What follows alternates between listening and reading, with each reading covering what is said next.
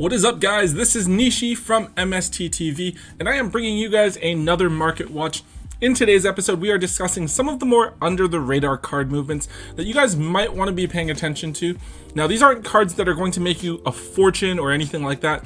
Rather, they are cards that have historically been pretty cheap, but for whatever reason have risen in price. So on one hand, there is still some residual hype from the various regionals and YCS events that we've seen over the last month or so. And on the other hand, people are looking ahead to cards that will be coming out soon and are making speculations based on that. These cheap cards are cards that often are overlooked by the people who have them. And so what I don't want to happen is for you guys to just get rid of these cards while they're in your bulk, or to sell them or trade them away for like $1 or $2. Rather, these are cards that you guys should be either selling or trading for like their maximum value in order to optimize your return on them, or maybe even holding on to until some new support is announced. So yeah, let's get started. Okay, so first up we have Spiral Double Helix. So some of you are probably still a bit traumatized from Spiral format, where we all got extra linked and people would resolve quick fixes effect like 20 times in one turn. Anyways, spirals are starting to pick up the attention of players once again. Now, we have seen the odd spiral deck top here and there over the last couple of months. Nothing super consistent or anything, but the deck still has a lot of potential to make some pretty strong boards, especially with cards like Spiral Sleeper. However, another big piece of news is the announcement of various Dark Magician cards in Legendary Duelist 6, and how apparently these cards synergize really well with the Spiral archetype. Now, I haven't really looked into it too much myself, but I believe that Lithium did a video discussing the deck on his channel, so please go and check that out if you guys want to see what's going on there. Anyways, Spiral Double Helix has been the primary buyout target here. So Double Helix wasn't actually reprinted in last year's Megatons, so it just has the one printing in Circuit Break, making it a very natural buyout target. Double Helix is obviously like a really key card in the Spiral archetype. It's kind of the card that put the deck on the map and allowed it to be relevant at all, since it hadn't really done anything before this card came out. So we're currently looking at a market price of around $5 to $6 for this card. Now, this is actually up a little bit. Ever since Quick Fix and drones were limited, this card was sitting down at around like $2 to $3, but this is definitely a card that I would want to keep an eye on moving forward, especially if you think that the Dark Magician Spiral deck has potential. If this card doesn't get reprinted by then, I could very easily see this card hitting up to that $10 to $15 price range. Alright, next up we have Buster Dragon. So Buster Bladers have always been kind of like an okay deck. They've always had their like lock with the Buster Dragon and the Buster Blader Fusion Monster, which turns your opponent's entire field into dragons, changes them to defense mode, and then stops them from using their effects. Obviously, it can be really annoying to break this lock without using your own monster effects. However, much more recently, we actually saw Buster Bladers make day 2 at YCS Niagara, as the deck has incorporated the Danger and Guard Dragon engines in order to build a little bit more scary boards and operate a little bit more consistently. But yeah, this is another card that wasn't reprinted in the Megatons from its year, and we're currently looking at about an $8 market price for this card. I know that definitely a lot of people overlooked Buster Dragon ever since the card came out, right? In Breakers of Shadows, when this card first came out, this was the first time that we had 4 ultra rares in a box instead of 2, so a lot of people were just assuming that ultra rares no longer really had any value. So this card was probably even more overlooked than your average filler ultra rare. A lot of you guys actually probably still have Buster Dragon sitting around in your bulk hollows or in your bulk binders and don't even know about it, so be sure to check for them. That being said, I think that this is definitely a card that is worth selling now, because I think it isn't going to be too long before we see it reprinted as something like an OTS Pack Super. So next up, let's take a look at Yugioh Yamato, specifically the Ultimate Rare version. So there's a list running around the internet right now that lists Yugiohs as one of the decks that will be getting a Link monster in Link Vrains Pack 3. Now, I don't know how accurate this list is necessarily, but supposedly it's from the same person who accurately predicted the list for Link Vrains Packs 1 and 2. Anyways, as a result of this, we've actually seen the Ultimate Rare version of Yugioh Yamato from Astral Pack bought out, and it's currently sitting at around $28 for a single copy of this card. However, I personally don't think that this hype is really going to last. So the last time that we saw Yugiohs do anything relevant, Kaiser Coliseum was still a really big card, which literally simplified the game state down to each player only being allowed to have one monster on the field.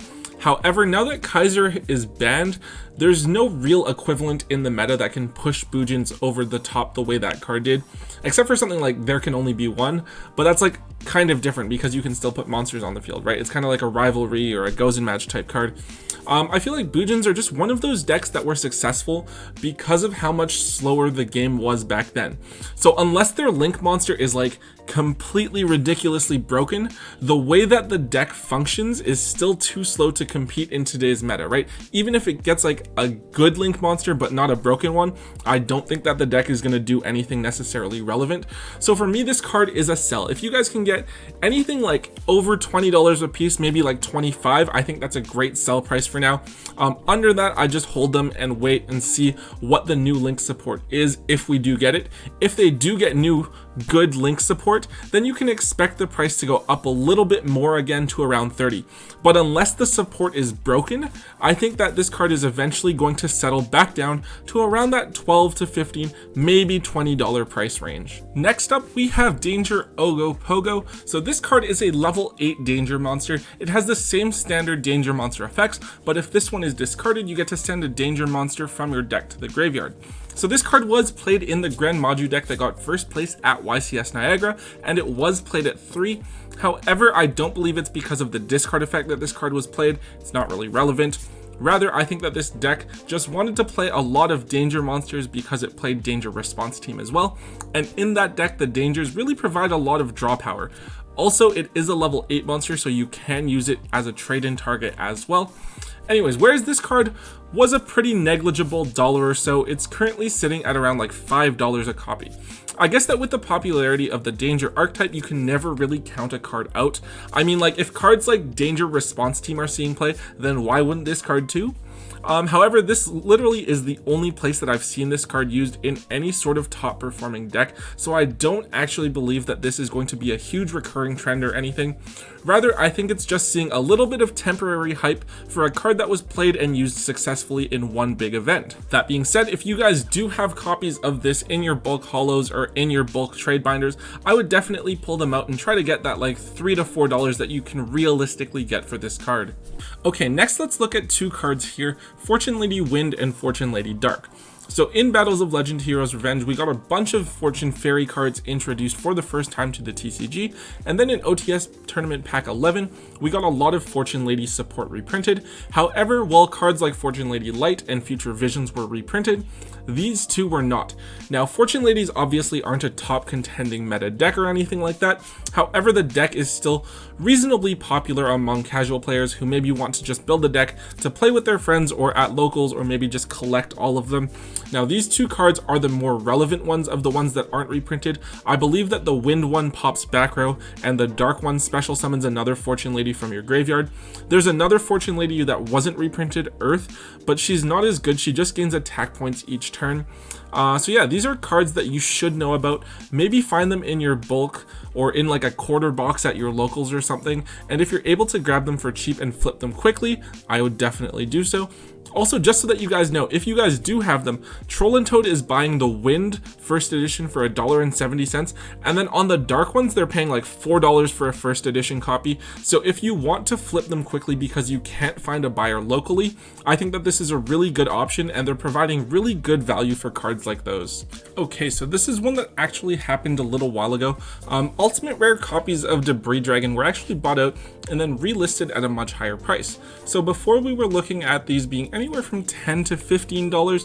However, two things happened that caused the price of this card to jump all the way up to $23. Dragon Maids were announced, and then Tempest came off the ban list. I believe that the idea is that you could use Debris Dragon to revive a smaller Dragon Maid and then bounce that one back for a big dragon, which adds a lot of value to the deck that way. However, from what I've seen, I don't believe that Dragon Maids play this card at all, and also Dragon Maids aren't really a meta deck. And then of course there's Tempest, which can search Debris Dragon, and Debris Dragon was a pretty useful card back in Dragon Ruler format because you could use it to make Star Eater with the Dragon Ruler. However, even in those Dragon Link decks that are topping in the OCG, I don't really see Debris Dragon being utilized there at all. Overall, this is just another copy that I would be personally looking to sell. There are quite a few prints of Debris Dragon that look really nice. There's the Turbo Pack Super, there's the DT version, and the Secret Rare, just to name a few. However, I really don't think that this card is going to be meta relevant anytime soon. Its effect is just overall like too restrictive for it to have any really big impact on the meta, so if you are still holding on to your Ultimate Rare copies of Debris Dragon, these are cards that I would definitely be looking to sell. And finally guys, we have another card from an archetype that is supposedly getting a Link monster in Link Reigns Pack 3, according to that list that was supposedly leaked. Now, Mecha Phantom Beasts are an archetype that was listed there, and outside of Draco Sack, Mecha Phantom Beasts have historically been pretty cheap, right? Like, the deck doesn't really do anything crazy, it doesn't have a lot of tops, and everything in that archetype has been reprinted multiple times or is printed in a pretty low rarity, making things pretty affordable overall. However, the one exception to this low rarity rule is Mecha Phantom Beast Hamstrap, which, despite having a couple of different printings, is available as an ultimate rare. Now, we know that as a whole, the Yu-Gi-Oh community loves buying out ultimate rares, since they're typically viewed as the highest possible rarity of a given card, and that typically, when new support is announced, ultimate rares are among the first cards to spike up in value, regardless of how good or impactful that new support is. Anyways, Hamstrat was the target of this buyout, and it happened relatively recently. At the time I'm making this video, there's currently only 2 near mint copies listed on TCG Player, one for $5 and one for $10. Now, I think that even then this card isn't worth buying at that price point. Personally, like, I'm pretty skeptical of whatever Link support they're apparently going to get. However, if you are able to grab copies of the Ultimate Rare for $1 or $2, or you're able to grab like those other Mecha Phantom Beast cards out of your bulk, or the Ultras or Super Rares for 50 cents, I would go ahead and set those aside. I actually think that Mecha Phantom Beasts are one of the decks that has a lot of potential moving forward, because it's a deck that revolves around making tokens, and the tokens can then be converted into Link monsters. I think that of all the decks on this supposedly leaked list, Mecha Phantom Beasts probably have the most potential to be an impactful deck, so that being said, I would keep my eyes open and look out for cheap copies of this card or other Mecha Phantom Beast cards. Alright guys, that is it for today's video. Hopefully you guys found this discussion informative. I feel like everyone talks about the big cards, right? Like, if something big happens where Borreload Savage Dragon or Appaloosa gets bought out, everyone kind of covers it and talks about it, so you guys already know about things like that. However, I think that these small market changes are just as important to keep in mind, because they can be really great small sales that can add up over time and provide you with that much more value when you're made aware of them. Anyways guys, that is it from me for today. If you guys enjoyed the discussion, please be sure to slam that thumbs up button for me, and of course subscribe if you haven't already, because you guys are missing out on loads of value if you haven't. And of course, be sure to leave a comment down below. Let me know what's going on in the market that I may have missed or not covered, so that I can cover it in a future Market Watch episode. And yeah, until next time guys, don't forget to hold on